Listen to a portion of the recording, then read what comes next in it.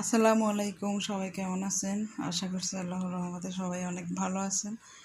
তো এখানে আমি কিছু কচু নিলাম, এগুলো বটি দিয়ে আমি কচুর উপরের চামড়াগুলো ফেলে দিচ্ছি। তো সবগুলো এভাবে চামড়াগুলো এভাবে হাত দিয়েও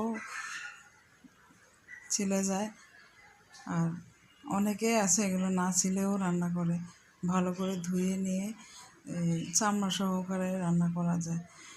আর আমি সবগুলো কাটার পরে ভালো করে ধুয়ে নিয়েছি। ধোয়ার পরে চুলায় বসিয়ে দিলাম একটু লবণ দিয়ে। তো এগুলো এমনিতে এগুলো থেকে পানি বের হয়ে গেছে একটু লবণ দেওয়ার কারণে।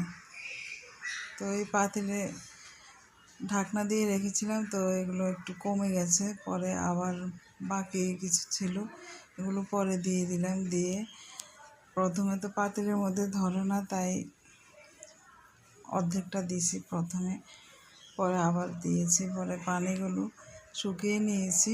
নেওয়ার পরে এখানে আরেকটা প্যানের মধ্যে একটা দারচিনি, একটা লং আর একটা এলাচি এই তেলের মধ্যে হালকা একটু গরম করে নিয়ে আবার শুকনো মরিচ দিলাম তেলের মধ্যে, দিয়ে তারপর একটু রসুন কুচি, পেঁয়াজ কুচি এগুলো দিয়ে একটু কিছুক্ষণ ভেজে নিয়েছি।